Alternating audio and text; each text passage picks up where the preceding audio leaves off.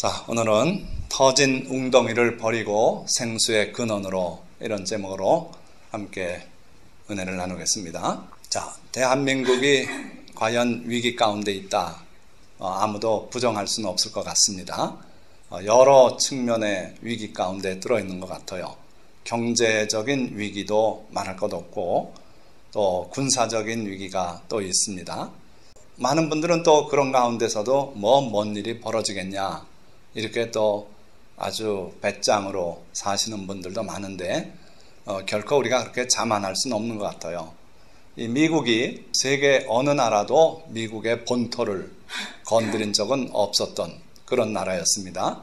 그런데 9.11 테러에는 미국 본토가 여지없이 공격을 당했고 그리고 그 세계 중심 도시를 할 수 있는 뉴욕의 월드 트레이드 센터 빌딩이 두 채가 고스란히 주저앉는, 그리고 또 우주인도 함부로 드나들 수 없다고 하는 그 펜타곤, 국방성에 있는 펜타곤 건물이 또 비행기로 들이받아서 200여 명이 거기서 또 사망하는 그런 일이 벌어졌었죠. 그리고 오래전 일이 아닙니다. 그러니까 우리 대한민국도 별일 없겠지 하지만 아무도 보장할 수 없는 상황이에요. 그래서 우리 대한민국이 분명히 위기 속에 있다 하는 것은 싫어도 인정을 해야 될 문제인 것 같고요. 그럼에도 불구하고 위기란 말에 무감각해진 그런 분들이 참 많이 있다. 안타까운 일이죠. 그러나 이번에 미국의 틸러슨 국무장관이 방일, 방한, 그리고 이제 방중까지 하고 있죠. 그때 거기서 중국 가서 한 말을 또 보면은 한반도의 긴장이 위험한 수준까지 높아지고 있다. 이렇게 선언을 했어요.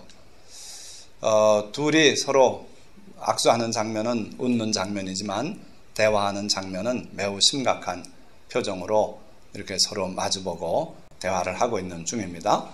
각자 하고 싶은 말들을 했겠죠.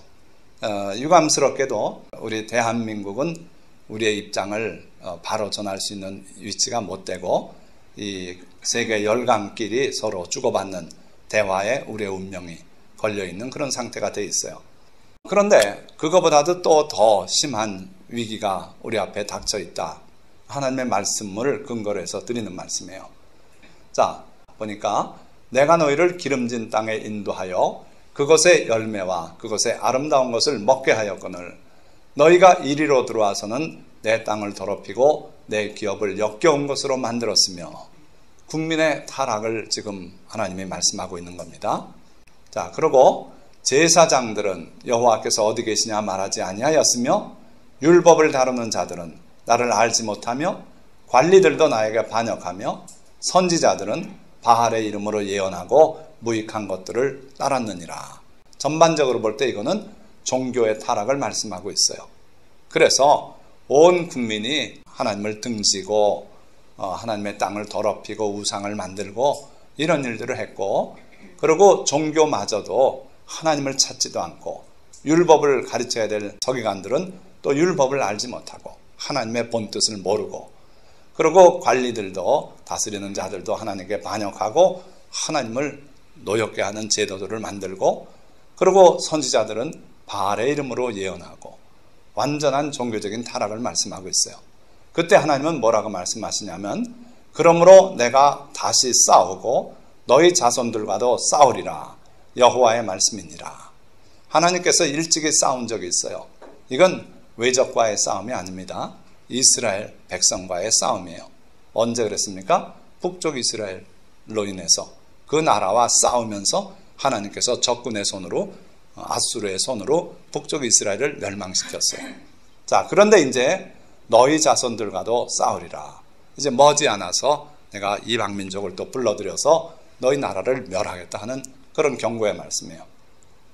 자, 만약에 하나님께서 우리 대한민국을 향해서 실제로 이런 말씀을 지금 하고 계시다면 이게 가장 큰 위기라고 저는 보는 거예요.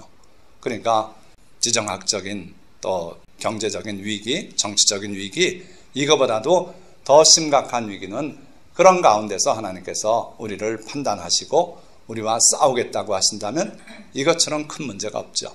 큰 위기죠. 자, 그래서 우리가 오늘 우리는 어떤 모습이고 무엇이 문제고 여기에 대한 해결책은 무엇인가 한번 살펴보려는 거예요. 자, 첫째 단락은 위기의 근본 원인이 뭔가, 우리 대한민국이 처해 있는 그 위기의 진짜 원인은 뭔가, 그걸 살펴보려는 겁니다. 그 내용은 하나님의 백성이 저지르는 두 가지 악이 바로 그 근본 원인이다 하는 거예요. 자, 여기 보면 여긴 샘물이죠. 이 물들은 지금 하나님 말씀에 의하면 생수라 그랬어요. 리빙 워터 해가지고 정제가 돼 있고, 이 물은 안심하고 먹을 수 있고 사람에게 생명을 주는 물이죠. 그런데 하나님께서 바로 이 생수의 근원이 되시는 분인데, 이스라엘 백성이 두 가지 악, 바로 이 하나님을 버린 것, 생수의 근원 되는 하나님을 버린 것, 그리고 두 번째 악은 웅덩이를 팠는데 그들 스스로 이 생수를 가두지 못하는 터진 웅덩이를 팠다고 주님은 그렇게 말씀하고 있어요. 그래서 우리가 좀 더 자세히 과연 생수가 우리에게 어떤 의미가 있고 또 이 터진 웅덩이가 과연 무엇을 의미하는지 자세히 보도록 합니다. 자, 오늘 하나님께서는 조금 아까 내가 싸우리라고 말씀하시고 이어서 이렇게 말씀했어요. 너희는 기띔 섬들에 건너가 보며 게달에도 사람을 보내 이 같은 일이 있었는지를 자세히 살펴보라. 동서로 다 다녀봐라. 온 세상을 다 뒤져봐라. 이 같은 일이 있었는지 자세히 살펴보라. 그런 뜻이에요. 저 제주도 남쪽 우도까지 가봐라. 그리고 압록강 건너 저기 만주 땅까지 가봐라. 이런 일이 어디 있었겠느냐 하는 말씀이죠. 어느 나라가 그들의 신들을 신 아닌 것과 바꾼 일이 있느냐. 그러나 나의 백성은 그의 영광을 무익한 것과 바꾸었도다. 다니면서 봐라. 이방 나라도 뒤져봐라. 자기들의 신들은 자기들이 고집스럽게 오랜 세월을 내려오면서 믿고 있지 않냐. 그런데 나의 백성, 이스라엘 백성은 그들이 그의 영광을 무익한 것과 바꾸었도다. 참 하나님, 그 영광스러운 하나님을 다른 신들과 바꿨다는 거예요. 그래서 하나님 섬기기를 중단하고 바알이라든지 아스타롯이라든지 온갖 잡신들을 다 불러서 그것들을 우상을 세우고 목상을 세우고 그러고 거기에 절을 하고 그러고 섬기고 있더라는 거예요. 너 하늘아 이 일로 말미암아 놀랄지어다. 심히 떨지어다. 두려워할지어다. 여호와의 말씀이니라. 그러니 하늘아 너희들은 다 내려다봐서 알지 않냐. 심히 떨어라. 놀래라. 두려워하라. 이거는 마음을 굳게 하고 뭔 일이 있겠는가 그러고 버틸 때가 아니라는 거예요. 이제 큰 하나님의 재앙의 날이 다가온다. 심히 두려운 날이다 하고 두렵고 떨리고 놀라고 해야 될 일이라고 말씀하고 있는 거예요.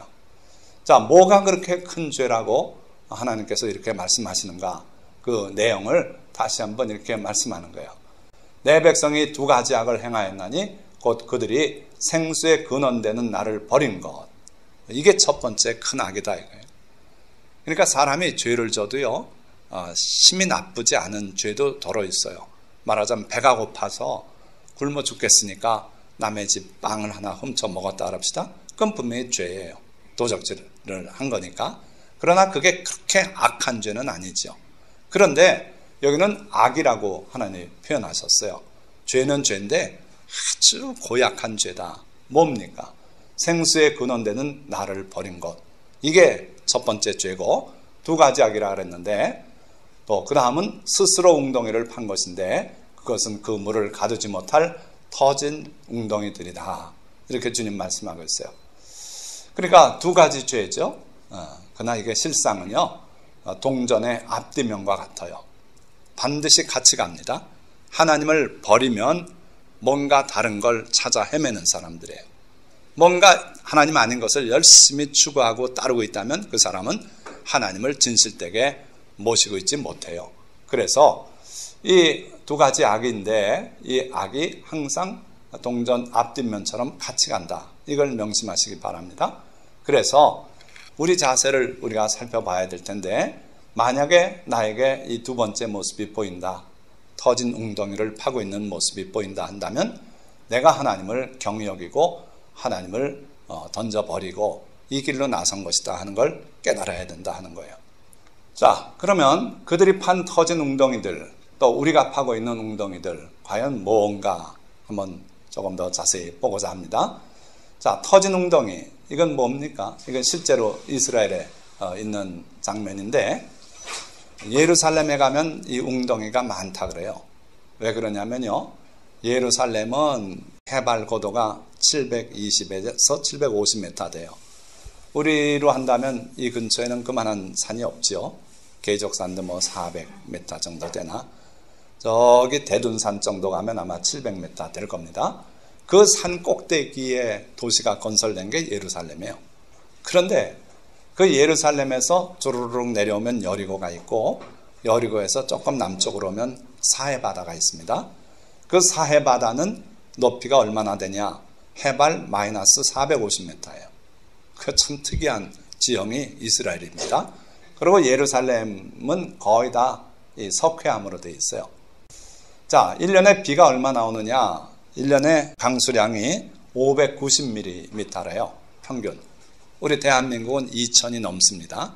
그러니까 우리나라의 4분의 1분이 비가 안 내리죠.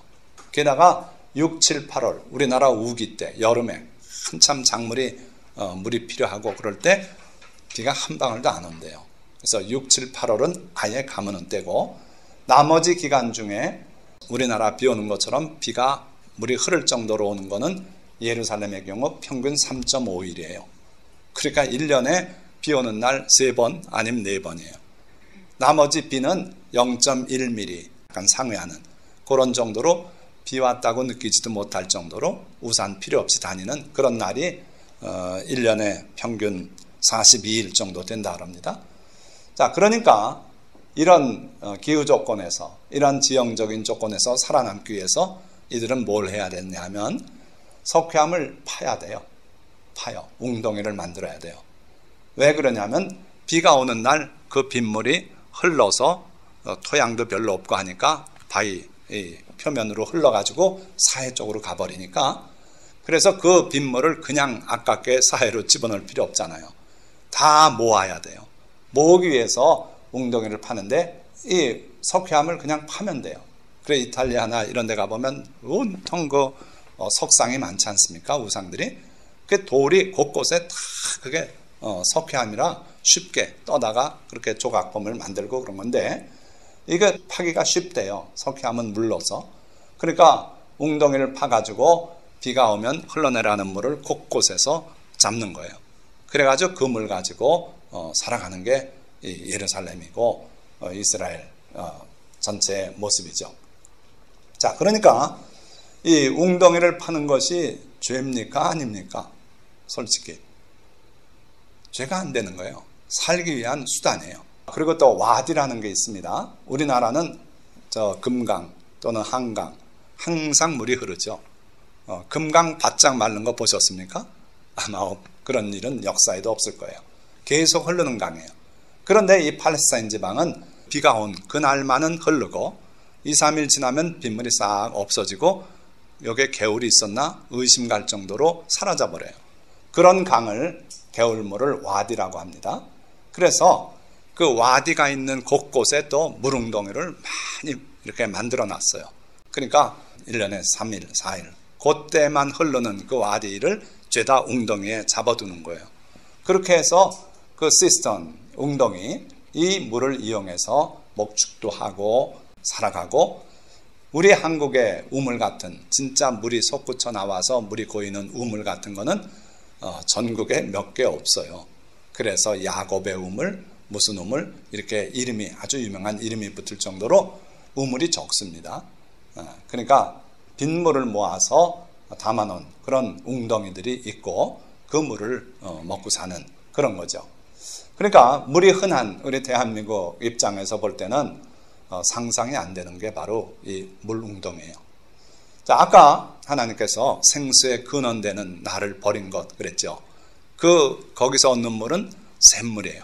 땅에 들어가서 다 정화돼서 깨끗해진 물이고 끊임없이 계속 올라오는 물이에요. 그런데 이 웅덩이 물은 아무리 좋게 봐도 빗물이에요. 그냥 오염된 빗물이 모여진 것 뿐이에요. 그런데 그 물이 좀 가라앉고 하면은 이제 맑아지면서 그 물을 떠먹고 그런 상태죠. 그러니까 생수, 솟구쳐 오르는 생수와는 비교할 수 없는 그런 물이죠. 자, 그런데 이때 이스라엘 백성들이 이 웅덩이를 팠는데 이 판 것이 뭐가 죄냐? 하나님에 대한 관심을 버리고 그리고 이 물 웅덩이에 대한 관심을 가졌다는 거죠. 자, 오늘날 우리도 생활에 필요에 의해서 이 웅덩이를 파고 살고 있는 게 사실이에요.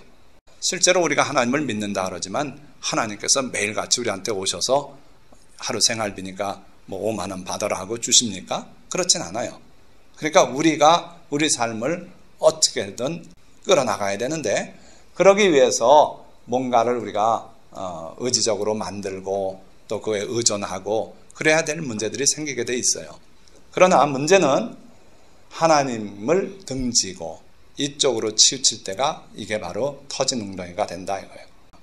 아무리 잘 파도 이 석회암이 어딘가 균열이 생기기 시작하면 이건 물에 또 잘 녹는 게 석회암이에요. 그래서 종유석도 생기고 동굴 생기지 않습니까? 그러니까 이전에는 멀쩡하던 물웅덩이가 언제부턴가는 물을 가두지 못하고 새나가는, 어디가 새는지도 모르게 그렇게 된 이 물웅덩이는 못 쓰는 거예요. 그런데 오늘 하나님께서 말씀하신 것은 물을 가둘 듯 하지만 가둘 수 없는 그런 터진 웅덩이들을 너희가 파고 있다. 하나님을 떠나서 하는 행위가 바로 그런 결과를 가져온다 하는 거예요. 자, 그러면 오늘 현대를 사는 우리가 파고 있는 터진 물웅덩이는 뭐가 있는가? 자, 첫 번째는 뭐니 해도 과학의 바벨탑인 것 같아요. 자, 예를 들면 하나님을 부인하는 진화론이 있습니다. 이 진화론은 하나님을 부인해요. 가장 단순한 세포인 생물체인 박테리아의 구조를 살펴봐도요, 거저 생길 수가 없는 거예요. 너무나 정교해요. 자, 대장균이 물속에서 헤엄치면서 영양이 많은 쪽으로 이동해 가고 이렇게 삽니다. 해로운 거는 피해 가요.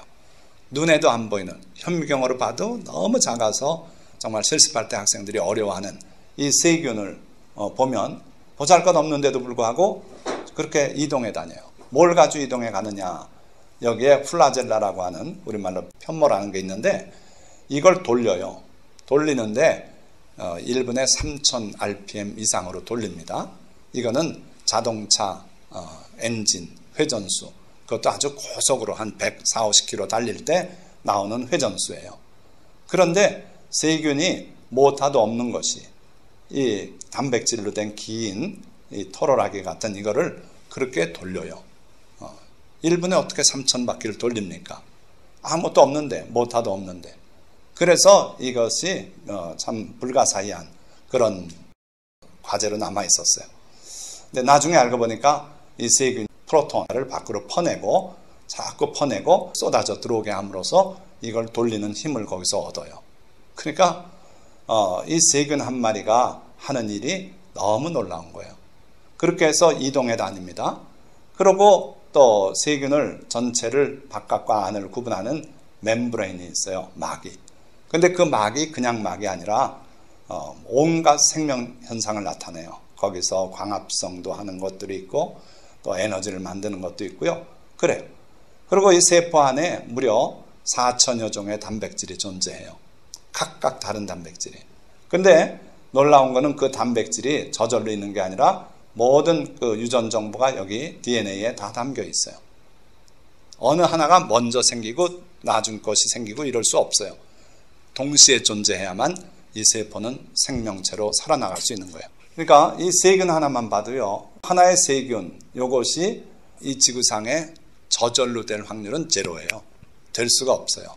그래서 진화론 주장하는 사람들은 이게 어디서 만들어져서 지구로 왔을 것이라고 그렇게 밖에다 생명의 기원을 돌리고 있는 거예요. 그냥 화성에다 돌렸다, 그것도 다 헛거되고 자꾸 다른 별을 찾는 겁니다. 자, 그래서 이 생명체가 저절로 탄생할 수는 없는 문제고, 진화론자들이 생물이 저절로 생겼다는 그 이론에서부터 해서 그 다음에 자꾸자꾸 진화했다는 이론으로 나가는 건데, 근데 놀라운 거는 그 총명한 젊은 청년들이 여기에 다 세뇌가 돼 있어요. 그걸 믿고 있어요. 진화라는 것은 어디까지나 theory입니다. 진화론입니다. 그러니까 이거는 진리가 아니에요. 아직 입증된 법칙이 아닌 겁니다. 그런데 하나의 설인데 가증스러운 학설이죠. 그래서 마치 나를 낳아주신 부모 없이 내가 그냥 혼자 어느 날 갑자기 내가 생겨났다고 주장하는 거나 비슷한 얘기예요. 보잉 747, 그 큰 비행기가 부속품을 쌓아놨더니 태풍에 조립이 다 저절로 돼서 비행기가 나왔다는 거나 비슷한 얘기가 진화론이라는 거예요. 자, 그럼에도 불구하고 너무도 많은 현대인들이 하나님의 창조를 부정을 하고 그리고 진화론 속에 빠져 있어요. 이게 바로 우리가 파는 터진 웅덩이가 아니겠느냐 하는 거죠. 그리고 과학의 만능주의에 빠져 있어요. 과학만 발달시키면 인류가 유토피아를 형성할 수 있을 것이다. 그러면서요, 과학을 계속 발전시키고 물론 거기서 얻는 이득이 많이 있습니다만은 그렇게 하고 있는데 요즘 나가는 거 보니까 앞으로 인공지능이 인간을 지배하고 인간의 직업을 그들이 빼앗고 하는 그러한 과학에 의해서 우리가 뒤통수를 맞는 그런 때가 다가오는 것 같아요. 그러니까 앞으로 과학이 발전하면 할수록 인간이 설 자리가 점점 없어져요. 놀랍게도 약사도 필요가 없대요. 그러니까 대학병원에서 조제하고 하는데 약국의 약사들이 많이 일하는데 필요 없대요. 다 그냥 인공지능으로 해서 돌리면은 잘 돌아간답니다. 변호사도 필요 없대요. 법률적인 지식을 인공지능에 다 집어넣으면 그 인공지능이 판결 내리고 변호하는 게 가장 합리적이래요. 그래서 앞으로 어느 분야는 인공지능이 다 점유하는 그런 때가 오지 않겠나 하는 것이고요. 또 과학이 발전해서 결국 해놓은 게 뭔가 보니까 대량 살상 무기예요. 그래서 지금 가지고 있는 대량 살상 무기로만도 인류를 몇십 번을 다 멸망시키고도 남는 그런 양을 비축해 가지고 있어요. 자, 어쨌든 과학의 바벨탑이 우리 인간이 현재 파고 있는 하나의 터진 웅덩이가 아닌가 이런 얘기고요. 자, 그 다음에 이 거짓의 아비인 사탄이 뿌린 가라지, 거짓된 철학과 사상이 또한 터진 웅덩이가 아니겠는가 하는 거예요. 인간을 하나님보다 앞세우는 인본주의 사상이에요. 인간이 우선이에요. 하나님은 저 뒤로 밀어놨어요. 그러니까 생수의 근원되는 하나님을 떠나고 터진 웅덩이를 파는 게 바로 인본주의다 이거예요. 그래서 인간의 존엄성과 인간의 자유와 이게 첫째예요. 미국도요, 기독교 국가라고 착각하지 마십시오. 그들은 이미 기독교를 버린 지가 오래예요. 자유가 첫째예요. 그날은 개인의 자유를 존중해줘야 된다. 이게 신앙보다 앞서요. 그러다 보니까 학교에서 기도하는 거 금지해요. 왜? 기독교 아닌 사람들은 불편해한다 이거예요. 그 사람의 자유도 인정해줘야 된다 해서 기도 못하게 했지요. 성소수자를 또 그들의 자유를 존중해줘야 되니까 동성연애라든지 이런 걸 비방하면 그 사람은 잡혀가요. 목사도 잡혀갔어요. 그러니까 그런 나라가 돼버렸어요. 그래서 인간을 앞세우는 인본주의라든지 또 공산주의 바탕이 되는 유물론, 이거는 정신을 부정해요. 신도 부정해요. 물질뿐이 없다는 거예요. 그러니까 인간의 정신은 이거는 물질의 그림자에 불과하다. 그러니까 얼마든지 유토피아를 만들어가는 과정에 방해가 된다면 1,000만 명 아니라 1억이라도 쓸어 없앨 수 있는 게 그들의 사상이에요. 자, 그 다음에 허무의 철학을 심어줬어요. 실존주의 철학을 던져줬어요. 그래서 인간의 존재가 아무 의미가 없다. 순간적으로 지금 던져져서 땅에 떨어질 때까지 짧은 시간 동안 존재하는 것뿐이다. 그거 외에 의미가 없다.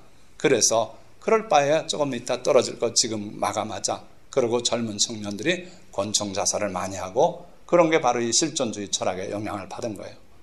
의미가 없다는 거죠. 인간의 존재 의미가 없다. 어디서 와서 왜 살며 어디로 가는지 따지지 마라. 지금 현재를 그냥 즐기고 살아라. 그것뿐이 없다는 거예요. 자, 그러고 나서 또 자아를 신이라고 하는 자아 심리학을 던져줬어요. 융이라고 하는 심리학자가 이뤄낸 게 자아 심리학이에요. 인간의 자아가 우리의 깊은 의식, 무의식보다도 더 밑에 있는 우리, 그것이 신이래요. 그래서 내가 하나님이다 하는 거예요. 그러니까 네가 신이다 이런 거예요. 그리고 그 사상을 더 발전시킨 게 뉴에이지 사상이에요. 뉴에이지 사상에 영향을 받은 대표적인 감독이 스티븐 스필버그. 그래서 그가 만든 영화들 보면 내 마음에 시키는 대로 쫓아가라. 이게 뉴에이지 사상이에요. 내가 신이기 때문에 네 마음에 떠오르는 그 생각이 신의 음성이고 그게 진리다 해가지고 마음에 떠오르는 생각대로, 하나님은 내 마음이 가장 부패한 존재다. 그래서 마음을 잘 지키지 않으면 금방 이 마음이 너를 속이게 되고 그 속임수에 놀아나면 멸망한다는 거예요. 자, 그런데 사탄은 이런 것들을 갖다 줬죠. 또 진리를 부정하는 정교다원주의를 갖다 심어줬어요. 진리는 뭡니까? 하나님의 아들 예수 그리스도께서 피 흘려서 우리 죄를 속량하시고 그 길 외에는 구원받을 길이 없다는 거예요. 예수 그리스도 외에는 구원받을 만한 다른 이름을 주신 적이 없다 그랬고, 예수님도 내가 곧 길이요 진리요 생명이니 나로 말미암지 않고는 아버지께 올 자가 없다 그러셨어요. 그런데 종교다원주의는 신을 찾는 마음만 있다면 그게 다 정상으로 향해서 다 천국 가는 거다. 이슬람교도 많은 사람 자폭해서 다 죽이고 해도 그도 신을 찾는 마음으로 그렇게 했다. 그러니까 그 친구도 천국 가면 너랑 만나 악수 알게 될 거다. 이게 종교다원주의예요. 목탁을 치고 있는 스님도 거기가 만날 거고 참 좋은 것 같은데 하나님의 말씀에는 정면으로 충돌하는 게 종교다원주의죠. 오늘 많은 목사님들이 여기에 세뇌가 돼 있어요. 그래서 은연중에 뭐 캐토릭이나 우리나 부처님이나 뭐나 다 똑같다고. 그래서 부처 오신 날 축하해서 화환도 보내고 플랜카드도 걸고 그쪽 사람들도 성탄 축하한다고 붙이고 불빛 밝히고 그러는 거예요. 자, 거기다가 하나님의 사랑을 빙자한 만인 구원론이 또 편만이 잘하고 있어요. 우리 하나님은 사랑이라 그랬지 않았냐. 그 사랑의 하나님이 어떻게 인간의 영혼을 영원히 불타는 지옥에 던져놓을 수 있느냐. 그럴 수 없다 이거예요. 모든 사람을 다 구원하신다. 심지어 이번 세상에서 구원받을 사람이 못됐다면 다시 태어나게 해서 불교 윤회론하고 융합을 했어요.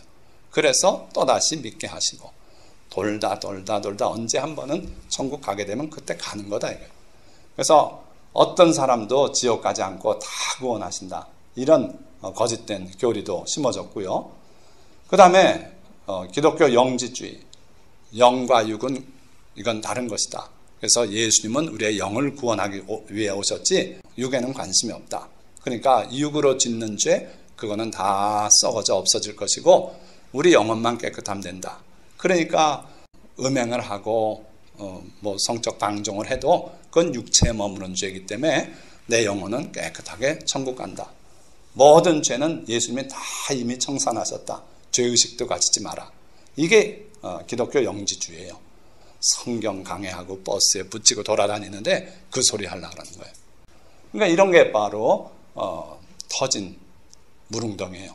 거기에는 영생의 샘물이 머무를 수 없는 거죠.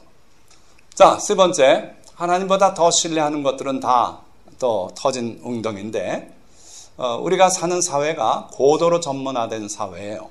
우리 대한민국 사회보다 미국을 건너가서 보면 또 더 그렇습니다. 그래서 영어가 어려운 것보다도 실제 그 사회의 삶이 우리가 아직 살아보질 못했기 때문에 많이 막히는 어려움이 있어요. 근데 살다 보면 이제 알게 되죠. 자, 미국서 집을 하나 산다고 봅시다. 집을 사고 그 집을 유지하면서 살 때 어떤 직업군이 필요한가 보면요. 첫째는 리얼터가 필요해요. 이게 부동산업자를 리얼터라 그래요. 그래서 우리 한국에서는 한 사람하고 상대하지만 미국에서는 바이어 리얼터가 있고 또 셀러 쪽에 리얼터가 있어서 절대 자기네 편을 변호하고 그렇습니다.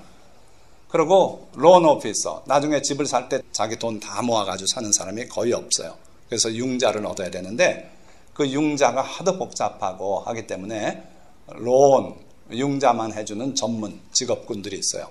론 오피서라 그래요. 자, 또 그 다음에 집을 이게 적당한 값인지를 평가를 해주는 어프레이저가 있어요. 평가사들이죠.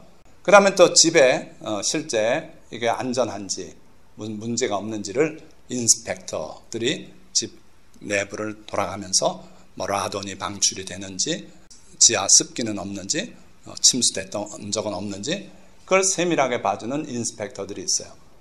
그 다음에 계약할 때 그때 로여, 법률가 앞에 변호사 앞에 가서 해요. 파는 사람, 사는 사람, 이쪽 부동산, 저쪽 부동산업자 뭐 다 모여가지고 큰 회의처럼 해요. 그렇게 해가지고 거기서 주고받고 사인하고 그리고 딱 눌러서 그게 변동되게 하고 그렇게 하고 거래가 되는 거예요. 그러니까 우리처럼 인심 좋게 그냥 부동산에 앉아서 커피 한 잔 마시면서 그렇게 하는 게 아니에요. 그러니까 변호사 사무실에서 그 일을 해요. 그리고요, 그때 또 홈 인슈런스, 집에 보험을 들어야 돼요.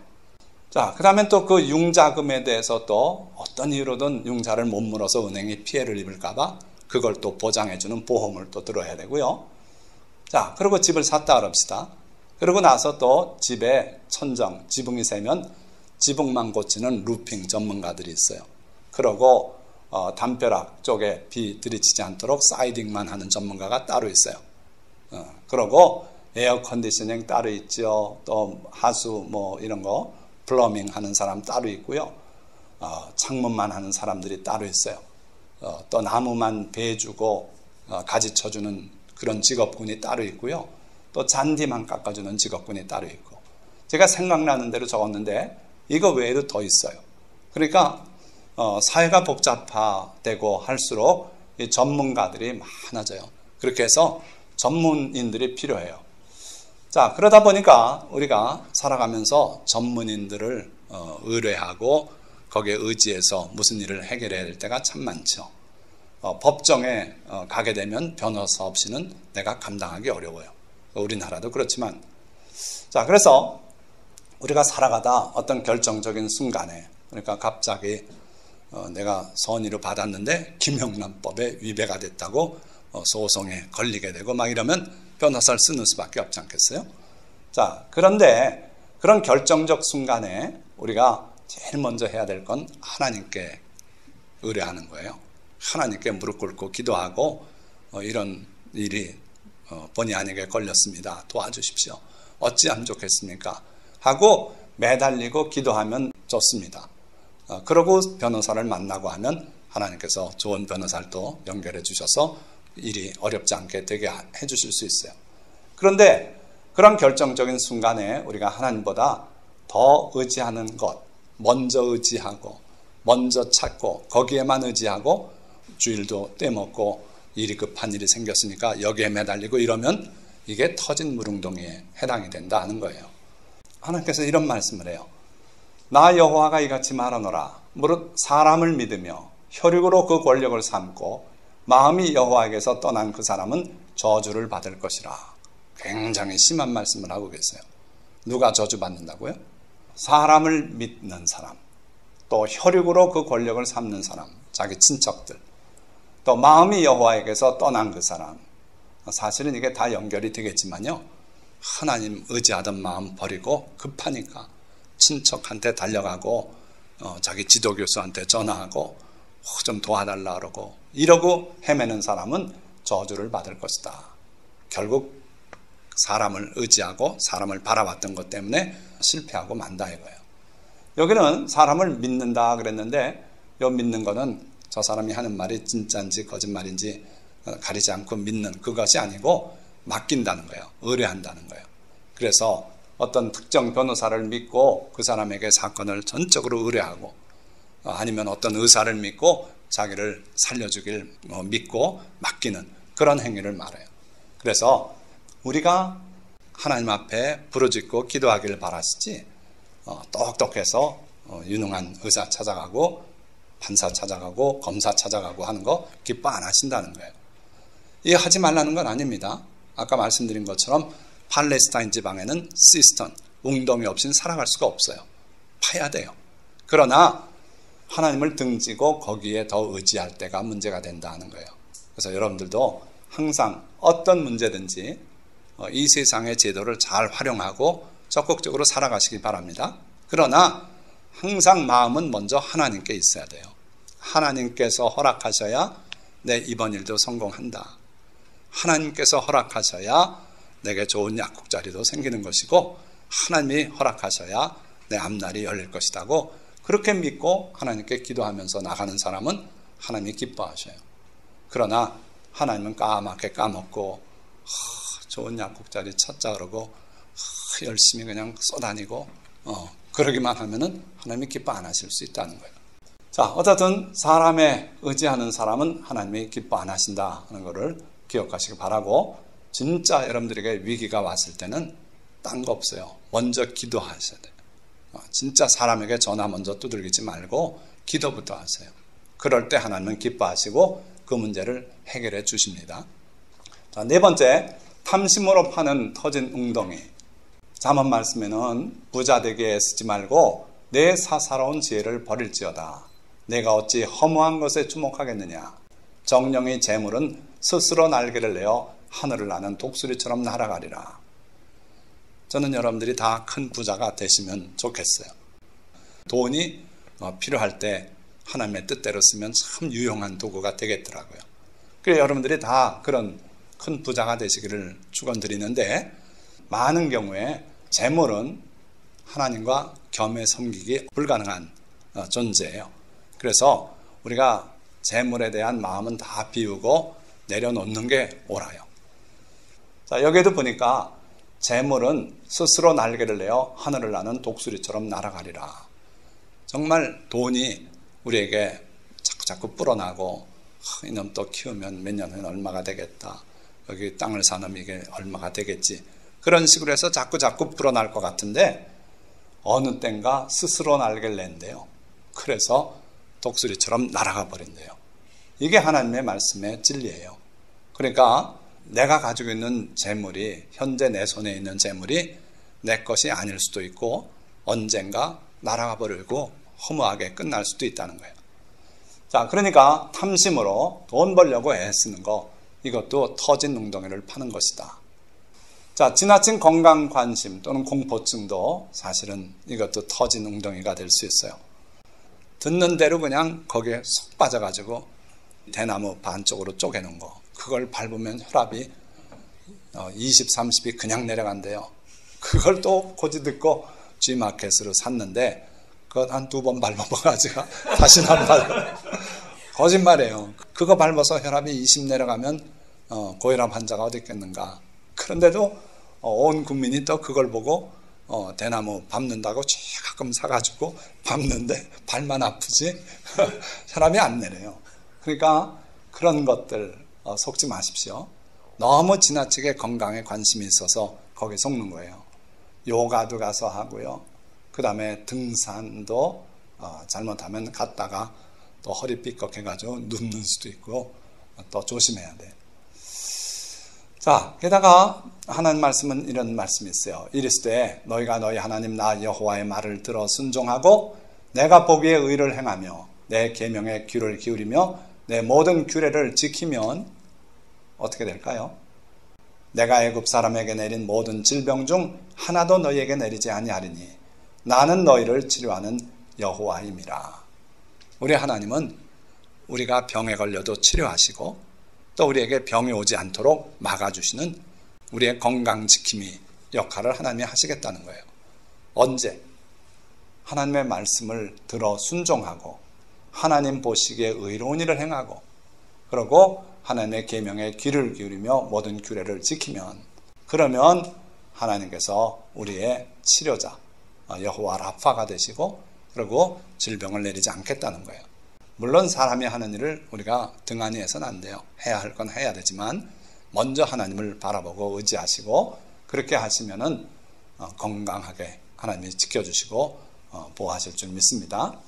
자, 그 다음에 오해하지 말고 들으십시오. 행인과 나그네의 세상 사랑도 이것도 터진 웅덩이를 파는 거예요. 우리는 행인과 나그네 같은 우리라고 베드로 사도는 말씀했어요. 우리가 이 세상에 사는 게 영원히 사는 것도 아니고, 그리고 우리가 이 세상의 주인으로 사는 것도 아니다. 하나님이 주인이시고 너희는 청지기 또는 나그네 또는 객이다. 그러니까 세상을 너무 사랑하지 마라. 너무 거기에 취미 붙이지 말라 이거예요. 이 세상이나 세상에 있는 것들을 사랑하지 말라. 누구든지 세상을 사랑하면 아버지의 사랑이 그 안에 있지 아니하니. 우리가 세상을 너무 사랑하면 하나님하고의 교제는 끊어진다 이거예요. 약해진다 이거예요. 그래서 적당히 사랑하십시오. 굳이 사랑해야 된다면 적당히. 해외여행 1년에 한 번, 많아야 2번. 그 이상은 좀 지나친 거다 그런 생각이 드는 거예요. 자, 세상 사랑에 빠진 사람들, 어떤 사람들이 세상 사랑에 빠졌는가? 낚시광. 제가 TV를 보다 이번에 낚시 TV도 어떻게 해서 잠깐 보게 됐어요. 뭐 저런 놈의 TV 채널이 다 있나 그러고 저는 맨날 뭐라 그랬어요. 할 게 없어 낚시를 하는 걸 보냐. 얼마나 지겨운 게 낚시인데. 저는 낚시 때 들였다가 고기 잡은 적이 별로 없어요. 다만 인격 도야를 하는 거로 생각하고 이렇게 참고 했는데 그게 인격 도야가 아니더라고요. 기술이 있으면 잡는 거더라고요. 그래서 낚시 포인트를 이 나무가 그늘이 이렇게 져 있는 그 근처엔 물고기에 있대요. 그래서 거기 가서 던지는데 진짜 미끼도 아니고 가짜 미끼를 던지는데 이만한 베스들이 계속 잡히는 거예요.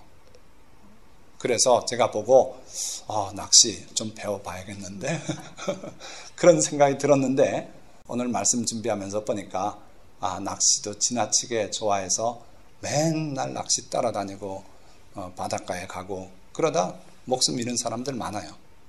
어쨌든 낚시 지나치게 하는 그것도 문제다. 또 수집광도 보면 또 어떤 거 전문적으로 재산을 계속 그리 쏟아 넣으면서 모아오는 사람이 있어요. 성냥값 정도 모으면 돈이 별로 안 드는데 뭐 별거 다 모아요. 악기 모으는 사람도 있고 돌 모으는 사람도 있고 뭐 별거 다 있어요. 나중에 박물관 차리겠다는 목표로 하는데 그거 차려봐야 별로 안 옵니다, 사람. 자, 어쨌든 그런 거. 또 온 세상을 다 다녀보려는 마음을 먹은 것처럼 세계여행을 곳곳을 다 하려는 저도 사실은 중고등학교 때 포부가 그거였어요. 꿈이 세계여행. 그래서 지도에다 다 그려놓고 했는데 유럽 여행 한번 갔다 오니까 많이 해소가 됐어요. 헛된 명예를 쫓는 사람도 많아요. 그냥 뭐 되려고. 그리고 최악의 경우는 말초적인 쾌락을 쫓는 사람들. 그래서 성매매, 업소에 들락거리다 부끄럽게, 그렇죠? 연예인이 그렇게 성폭행을 했다고 고발당하고 나는 아니라 그러고, 그런데 성매매한 건 틀림없고 얼마나 부끄러워요. 마약이나 음주나 이런 것들 말초적 쾌락을 쫓는 거, 이것도 또 터진 웅덩이를 찾는 것이다. 바벨론에 포로로 잡혀갔을 때 바벨론 왕이 하나님의 성전에서 가져왔던 그 그릇들, 탈취해온 그릇 가지고 잔치를 벌렸어요.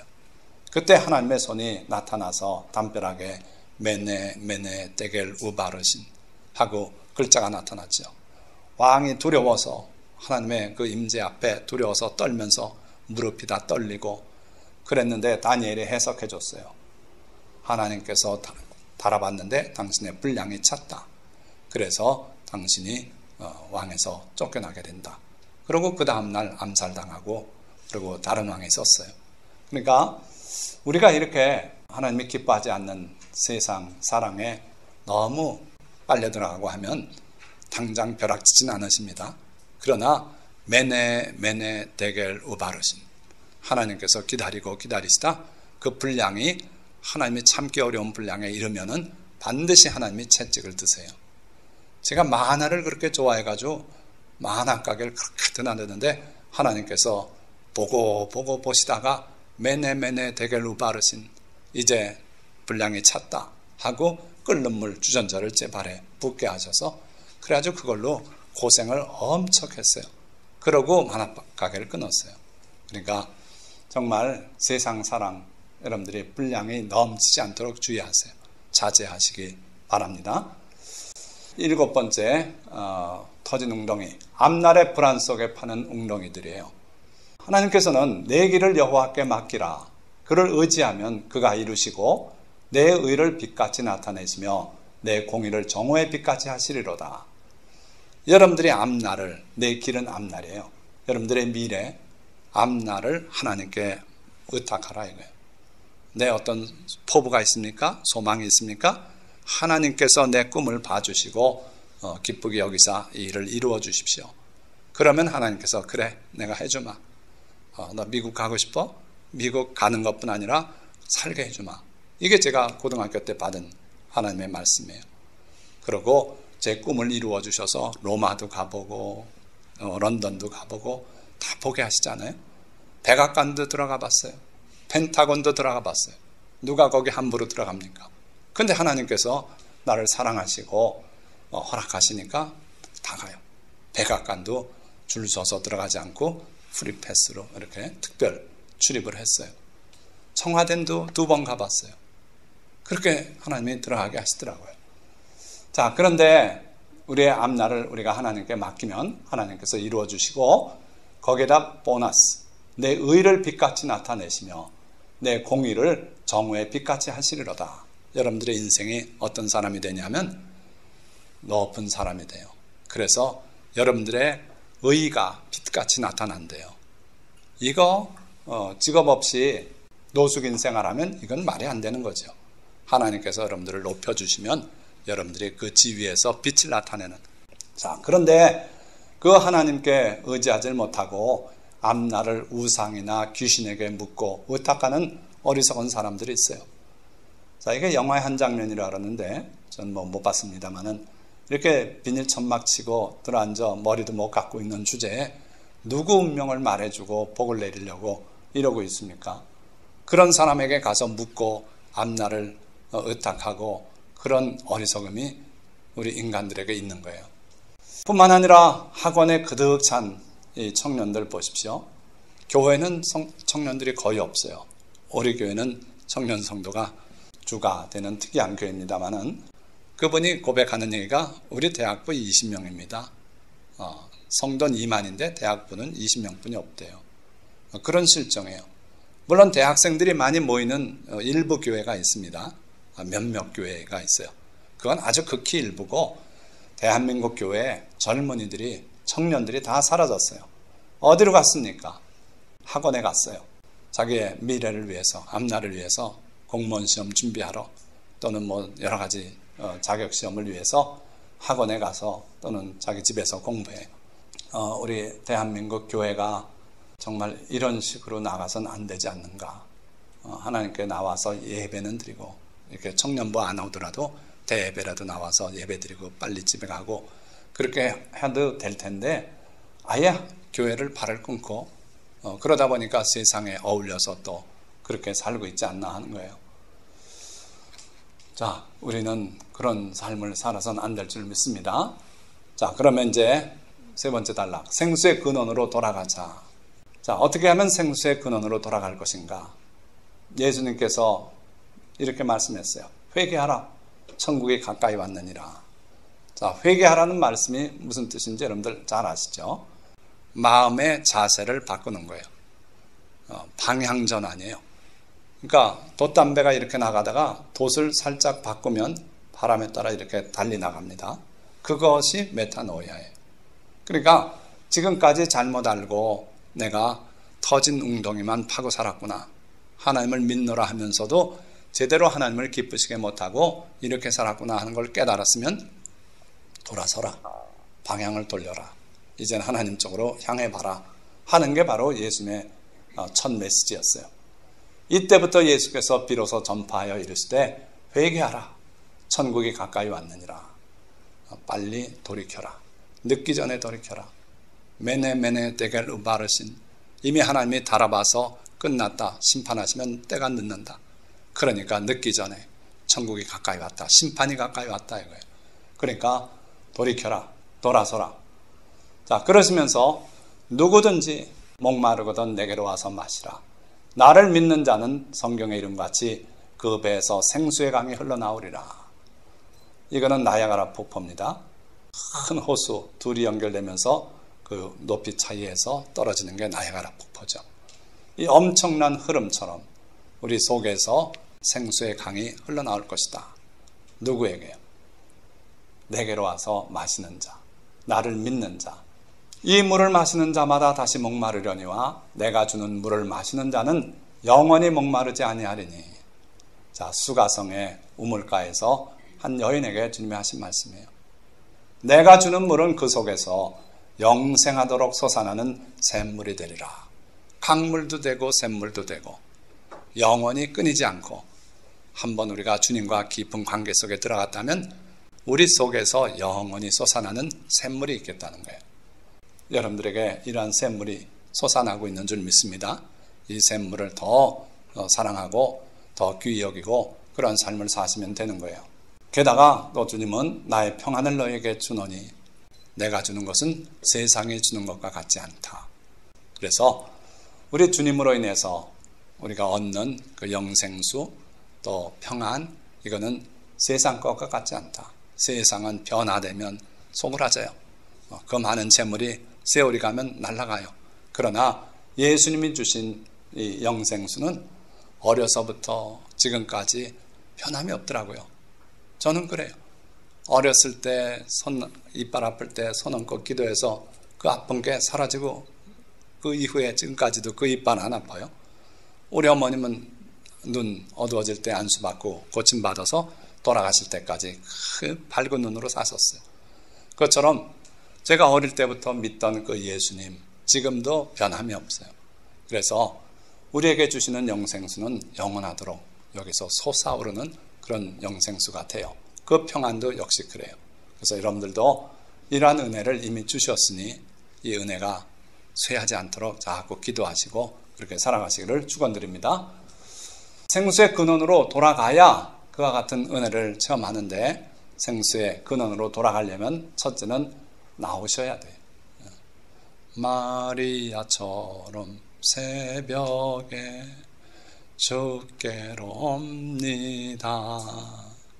새벽기도에 나오시라 이거예요. 나와야 돼요. 주일날 예배에 나오시라 이거예요. 나와야 그 은혜를 맛보는 거예요. 그리고 믿고 신뢰하셔야 돼요.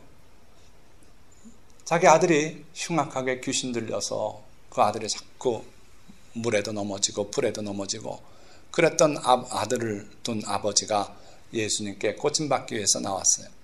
예수님이 변화산에 올라가 계셨고 제자들이 그 귀신을 못 쫓아줬어요. 기다리다 예수님이 내려오셨어요. 그래서 예수님께 무언가 하실 수만 있으면 무엇이라도 쫓사오니 우리를 위해서 좀 도와주십시오. 그랬더니 예수님께서 할 수 있거든요. 무슨 말이냐? 믿는 자에게는 내가 못해줄 일이 없다. 그랬더니 이 아버지가 주여 내가 믿습니다.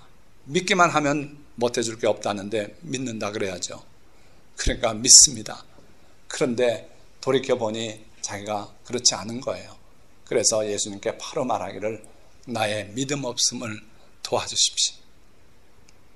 믿고 싶은데 돌아보니 믿음이 없네요. 나의 믿음 없음을 도와주십시오. 그때 예수님께서 그 아들을 고쳐주지 않습니까? 그러니까 심지어 이 아버지 믿음이 없다고 고백할 수밖에 없는 이분도 믿습니다 하는 그 말 한마디에 예수님께서 그를 도와주셨어요. 그래도 부족함에도 불구하고.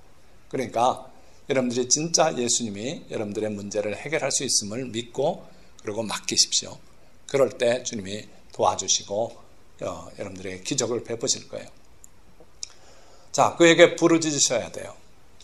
맹인 거지 바디메오가 예수님이시다 하는 말을 듣고 다윗의 자손 예수여 나를 불쌍히 여기소서 그렇게 외치지 않습니까? 그러니까 많은 사람들이 조용하라고 나무랐어요.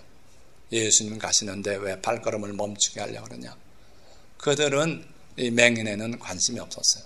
그러나 그 바디메오가 더 소리쳤다 그랬어요. 더 소리쳤다고 그에게 부르짖었어요. 그러니까 여러분들의 기도가 어떨 때는 응답이 안 되고 좌절로 끝나는 것 같아요. 그래도 또 기도하십시오. 그때 주님께서 여러분들의 믿음을 보시고 응답해 주시기 때문에 그래요. 그리고 깨어서 기도하세요. 요즘 새벽 기도 때 나눈 말씀인데 베드로에게 예수님께서 깨어 기도하라고 그렇게 부탁하셨어요. 깨어 기도하라. 시험에 들지 않도록 기도하라. 그런데 베드로가 예수님은 겟세마네에서 땀이 피가 되도록 기도하는 동안 늘어져 잤어요. 예수님께서 3번 와서 보고 깨어 있을 수 없느냐고 나무라실 정도로 그렇게 잤어요. 그 결과 어떻게 됐습니까? 시험에 들었어요. 그래서 예수님을 3번이나 부인했어요. 그리고 그것 때문에 통곡을 하고 회개를 해야 했어요. 그러니까 깨어서 기도하지 않으면 시험에 들고 넘어질 수 있어요. 그래서 여러분들이 깨어서 기도하시기 바랍니다. 특별히 지금 사순절 기간 아니에요? 예수님께서 고난당하신 그 날을 기점으로 해서 40일 기간에 우리가 속해 있어요. 그러니까 딴 때보다도 특별히 더 기억하고 기도하시기 바랍니다. 그리고 마지막 하나, 뭘 하면 좋겠습니까? 이거 왜? 진짜 생수를 향해서 돌아서기 위해서 해야 될 일? 뭐가 있습니까? 하나님의 말씀이에요. 사람이 떡으로만 살 것이 아니요 하나님의 입으로부터 나오는 모든 말씀으로 살 것이라. 예수님께서 마귀를 물리칠 때 쓰신 말씀이고 참으로 귀한 하나님 말씀이에요. 신명기에 있는 말씀이에요. 오직 내 말을 듣는 자는 평안히 살며 재앙에 두려움 없이 안전하리라. 하나님의 말씀을 듣는 자는 안전할 것이다 그랬어요. 평안히 살 것이다 그랬어요. 마지막에 땅이 흔들리고 흔들리며 깨어지고 깨어지되 하나님의 말씀을 듣고 그 말씀에 소망을 두는 사람은 안전하게 살겠다 그랬어요. 천인이 내 우편에 만인이 내 좌편에서 쓰러지고 넘어져도 그 재앙이 우리 집에 가까이 못하겠다 그러셨어요. 그러니까 여러분들이 진정으로 하나님의 말씀을 삼가 듣고 성경 말씀을 읽고 그 말씀을 존중하는 여러분들 되시기를 주님의 이름으로 축원드립니다. 누구든지 신분이 뭐가 됐든 과거에 무슨 일을 했든 관계없다. 누구든지 내게 들으며 날마다 내 문 곁에서 기다리며 문설주 옆에서 기다리는 자는 복이 있다. 그래서 여러분들이 정말 성경을 들고 읽으시는 여러분들 되시기 바랍니다. 하나님의 말씀을 얻으려고 그렇게 성경을 뒤지고 읽고 그러고 귀 기울이고 또 성령께서 하시는 음성을 듣기 위해서 애쓰면 그 사람 복된 사람이다. 오늘 이 말씀대로 여러분들이 복된 자가 다 되시기를 축원드립니다. 자, 마리아하고 마르다가 있었어요. 마르다는 예수님 대접하기 위해서 요리하느라고 분주했어요. 이 얌체 마리아는 예수님 발밑에 와서 앉아서 제자들에게 하시는 말씀을 듣고 있었어요. 그때 마르다가 들어와서 예수님, 내가 이렇게 바쁜데 얘가 돕지 않고 여기 앉아 있습니다. 주님, 얘 좀 명해서 나를 도와주라고 하십시오. 한참 속에 솟구치는 분노를 억지로 누르고 예수님께 점잖게 말했어요. 그때 예수님은 의외로 한두 가지만 해도 족하다. 이 마리아는 이 좋은 편을 택하였으니 빼앗기지 아니할 것이다 하면서 예수님의 말씀을 듣는 그것이 얼마나 소중하고 복된 것인지를 말씀했어요. 그래서 여러분들도 다른 어떤 일보다도 주님의 말씀을 듣는 일, 그 일에 치중하시기 바랍니다. 죽은 자들이 하나님의 아들의 음성을 들을 때가 오나니 곧 이때라. 듣는 자는 살아나리라. 예수님께서 말씀했어요. 그래서 우리가 영적인 생명, 시들지 않는 생명이 어디서 오는가? 주님의 말씀을 들을 때 와요. 그래서 주일날 설교 듣고 또 설교 동영상을 통해서 듣고 또 말씀을 읽다가 성령의 음성을 듣고 이런 사람은 결국은 생명을 얻게 돼요. 그래서 생명이 넘치는 이웃에게까지 나눠줄 수 있는 그런 사람들이 될 줄 믿습니다. 자, 마지막 성경 구절이에요. 오라, 우리가 여호와께 돌아가자. 여호와께 돌아가자. 여호와께서 우리를 찢으셨으나 도로 낫게 하실 것이요 우리를 치셨으나 싸매어 주실 것입니다. 자, 이분 살아가기 힘들어서 마지막 기대를 그 다단계 사업에 걸고 많은 돈을 모아서 부자가 되려고 했었어요. 그런데 다 날려보냈어요. 그 마음의 상처가 커서 그 얘기를 할 때 얼굴이 이렇게 굳어지는 걸 제가 봤어요. 자, 그러나 이분도 하나님께 돌아가시면 비록 하나님께서 그를 찢으셨으나 도로 낫게 해주실 것이다. 하나님께 돌아가면 이런 분도 하나님께서 싸매주시고 치료하실 것이다 이거예요. 그러므로 우리가 여호와를 알자. 힘써 여호와를 알자. 무슨 뜻입니까? 하나님은 그냥 사랑의 하나님이 아니다 이거예요. 우리가 잘못 나가면 매네 데겔 우바르신 하시면서 그 분량이 찼을 때는 매를 드시는 하나님이다 이거예요. 그런 하나님인 걸 우리가 알자. 여호와를 알자. 그런 의미에서 알자. 그래서 그가 우리를 찢기도 하시는 분이다. 우리를 때리기도 하는 분이다. 이걸 모르고 오늘 현대인들이 예수님만 믿기만 하면 모든 일에서 항상 잘 되고 그리고 천국 거저 가고 그렇게 되는 줄 아는데 그렇지 않다는 거예요. 여호와를 알자.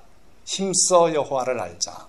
하나님이 어떤 분이신지 정확히 알고 하나님의 계명대로 뜻대로 살아가는 우리라야 그런 재앙도 안 만나고 살 수 있다는 걸 알고 하나님께 돌아가자 하는 거예요. 자, 말씀을 맺습니다. 하나님의 백성이 절대로 범하지 말아야 할 두 가지 악이 있어요. 자, 그게 뭐냐 하면 생수의 근원이신 하나님을 버리는 것과 생수를 담지 못할 터진 웅덩이들을 파는 거예요. 이 두 가지 악은 결코 범해서는 안 되죠. 이 악이 인생이 겪는 모든 위기의 진짜 원인이에요. 그런데 신기하게도 이 두 가지 악이 동전의 앞뒤면과 같이 본질적으로는 하나의 악이에요. 하나님을 버리면 다른 웅덩이를 파지 않고는 못 살아가죠. 또 다른 웅덩이를 열심히 파고 있는 사람은 자기가 아무리 장로고 권사고 해도 사실은 하나님을 등지고 그 일을 하고 있는 거예요. 그래서 동전의 양면같이 본질적으로 하나고, 따라서 우리가 터진 웅덩이를 파고 있다면 그게 바로 우리가 하나님을 떠났다는 증거가 될 수도 있는 거예요.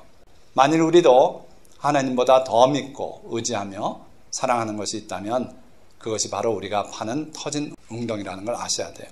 그렇다면 너무 늦기 전에 즉시 회개하고 돌이켜 생수의 근원이신 주님께 돌아와야 해요. 회개라고 하는 것이 뭐 울고불고 땅을 치고 그런 것을 뜻하는 건 아닙니다. 방향을 돌리라는 거예요.